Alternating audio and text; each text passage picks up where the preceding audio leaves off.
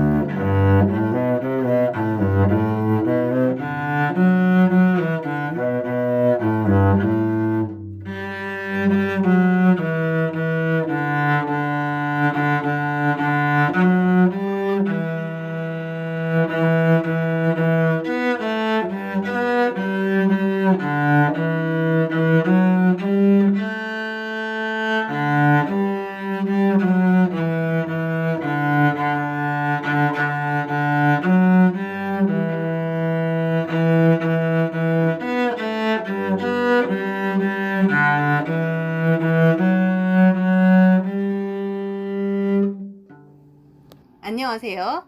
음악하는 음악쌤입니다. 오늘도 마을학교 프로젝트인 우리 동네 음악가를 진행하겠는데요. 우리 동네의 음악가에게 재능 기부를 받아서 감상 수업을 하도록 하겠습니다. 지난 시간에 이어 오늘도 유튜브에서 피아니스트로 활동하고 있는 우리 동네의 유명 유튜버 나영현 학생이 재능 기부를 해주셨습니다. 그럼 수업을 시작하도록 하겠습니다. 제9강 서양음악사. 지난 시간에는 고대부터 바로크 시대의 음악의 특징과 작곡가에 대해서 공부를 했습니다. 이번 시간에는 고전주의 음악에 대해 알아보겠습니다.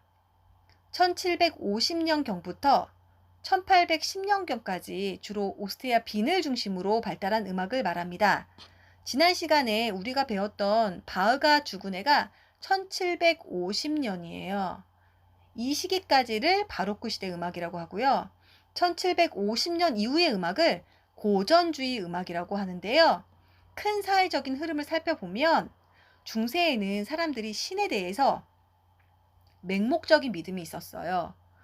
교회 중심의 음악이 당연히 발달을 했고요. 그래서 교회에서 미사 시간 부르는 이 성가를, 즉 가사가 있는 음악을 최고로 생각을 했습니다. 그리고 기악 음악은 사람들이 철저하게 배제를 했어요. 이 시기를 가리켜서 음악의 암흑기라고 얘기를 합니다. 그리고 르네상스 시대에 와서는 문예 부흥 운동인 르네상스 운동이 일어나게 돼요.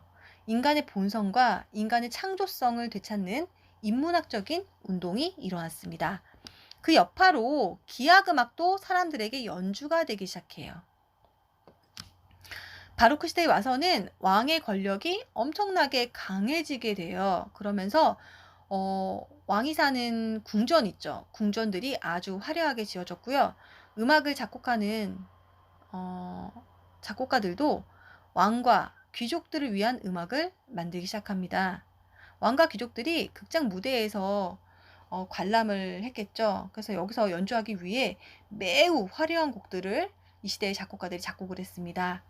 여기서 알 수 있듯이 이 시대의 작곡가의 지위는요, 왕과 귀족에게 월급을 받고 일하는 신하, 즉 하인이었어요.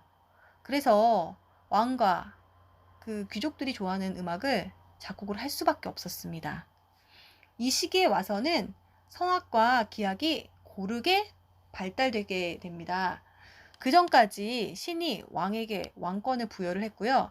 왕은 신의 뜻을 집행하는 대리인으로서 신하 및 귀족, 서민, 이렇게 서열이 정해졌고요.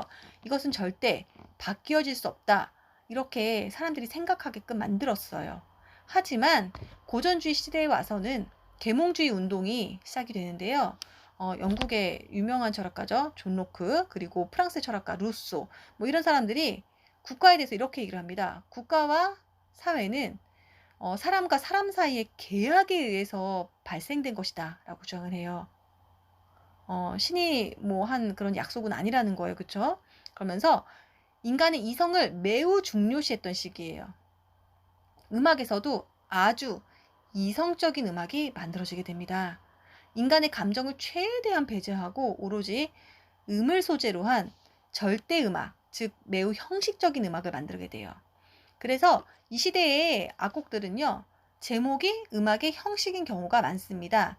예를 들어 모차르트 피아노 소나타 몇 번, 또는 협주곡 몇 번, 현악사중주 몇 번, 교향곡 몇 번, 이렇게요. 엄청나게 많은 기악곡의 형식들이 만들어지게 됐고요.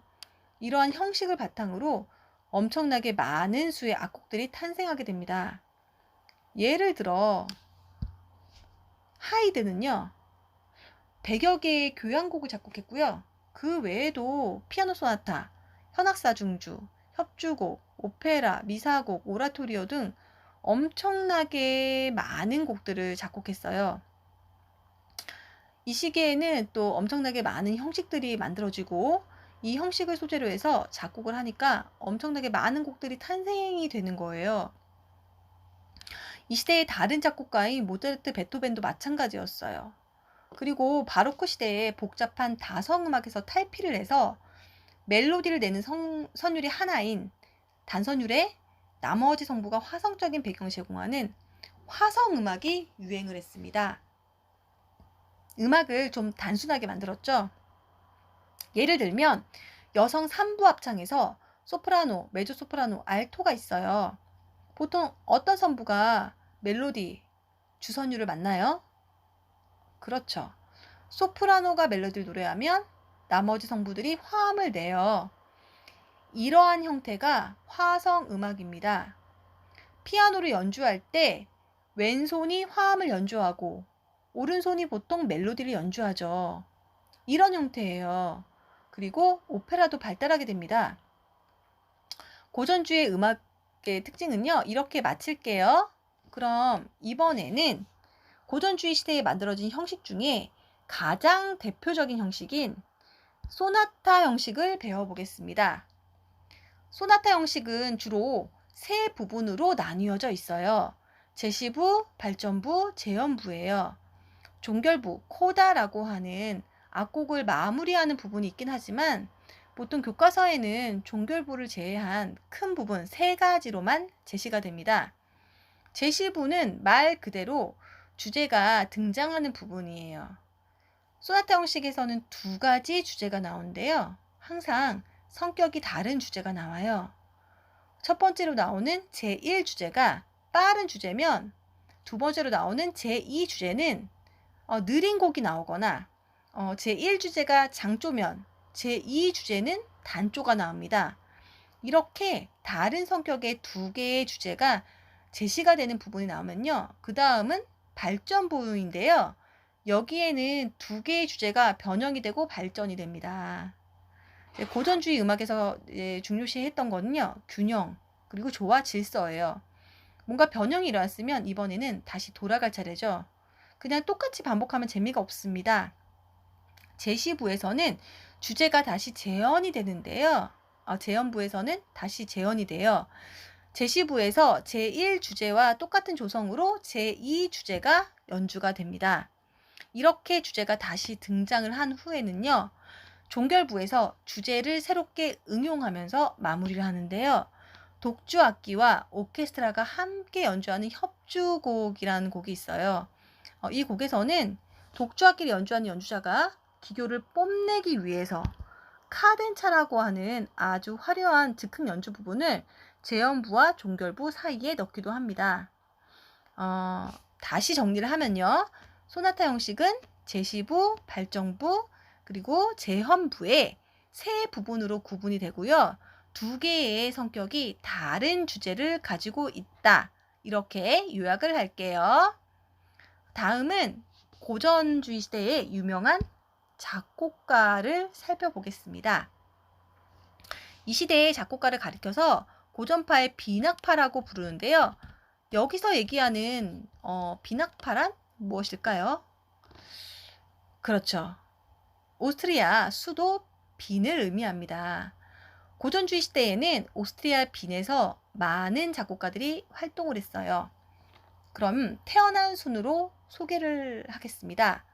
나이가 제일 많다고 볼 수 있는 하이드는요, 오스트리아에서 태어나서 거의 평생을 에스테르 하지 후작의 오케스트라에 들어가 오케스트라 악장으로 일을 합니다.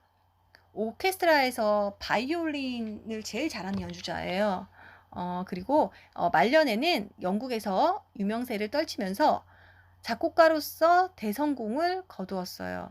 그래서 그 시기에 발표한 12곡의 교향곡을요, 런던 교향곡이라고도 부릅니다.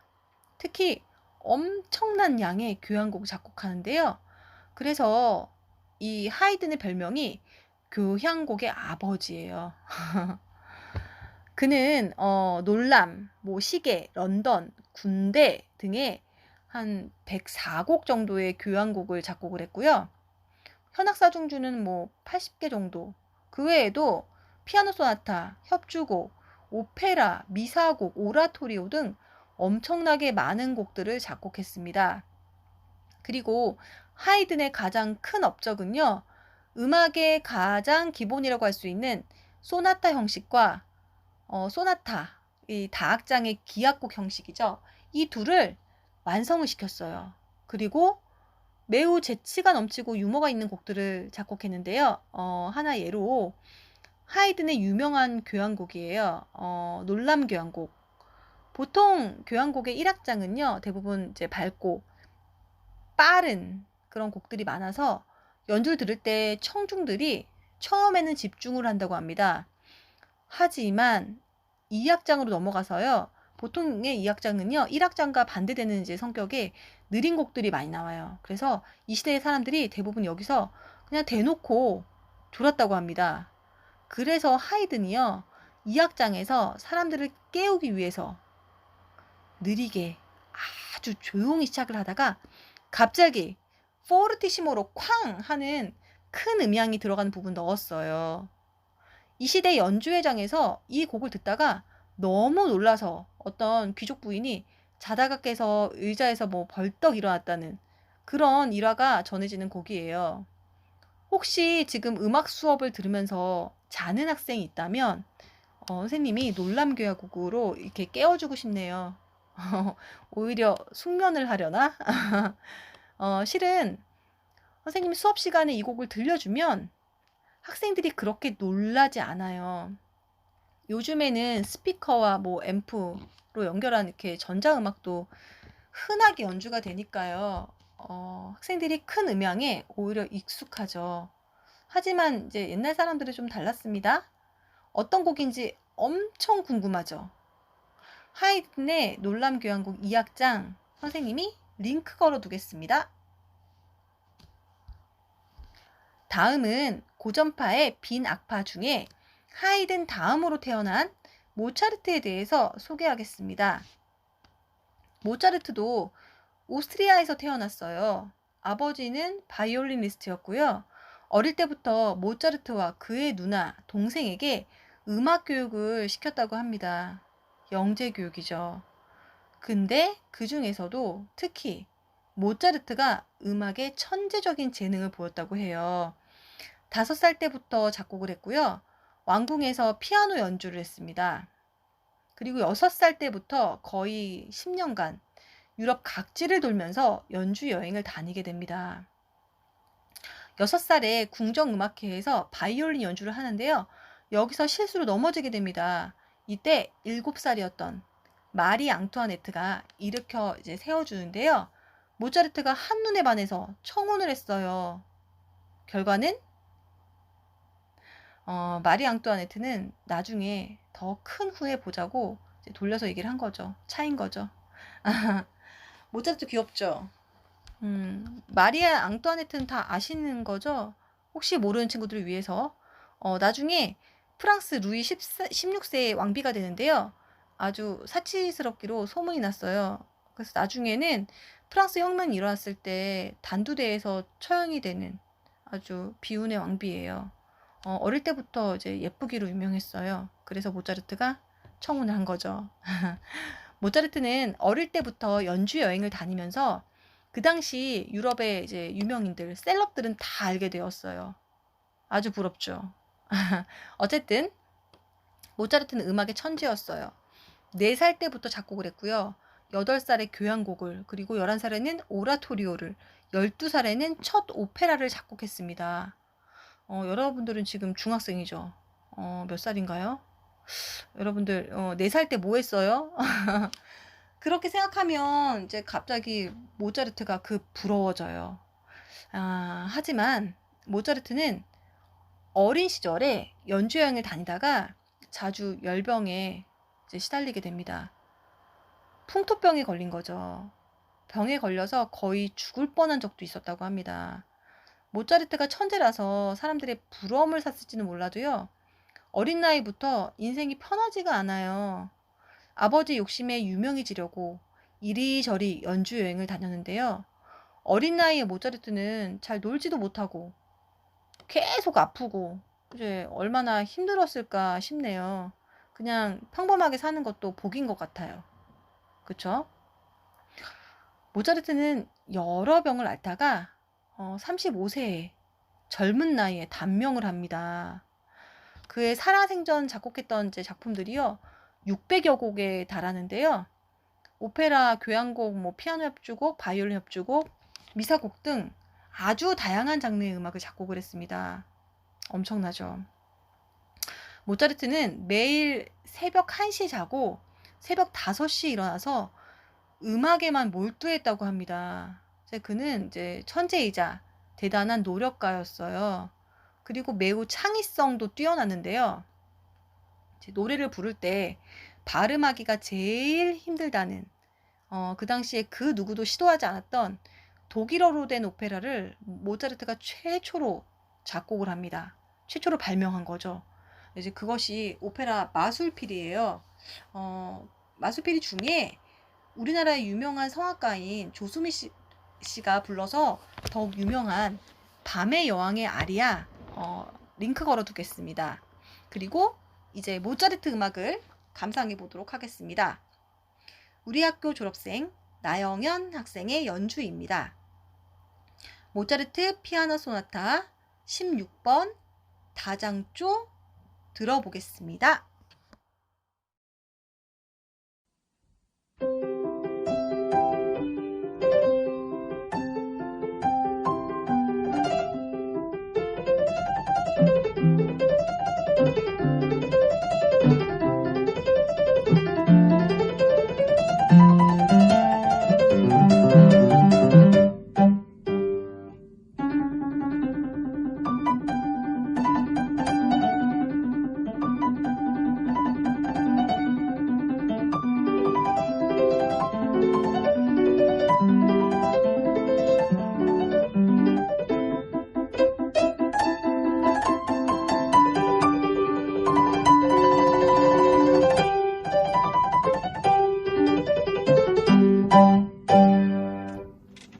이번엔 빈악파 중에서 막내 베토벤에 대해 소개하겠습니다.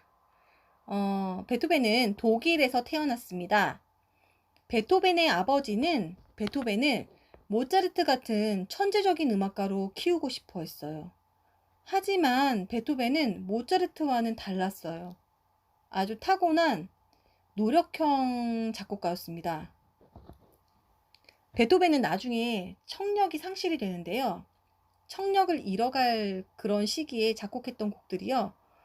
영웅교향곡, 운명교향곡, 전원교향곡, 피아노 소나타 곡들이에요. 청력을 잃는다는 거는 작곡가에게 굉장히 큰 일입니다. 그럼에도 불구하고 이 베토벤은 포기하지 않고 불후의 명작들을 작곡을 하게 돼요. 그리고 베토벤은 교향곡, 실내악, 피아노 소나타 등 다양한 형식들을 확립을 시켰고요.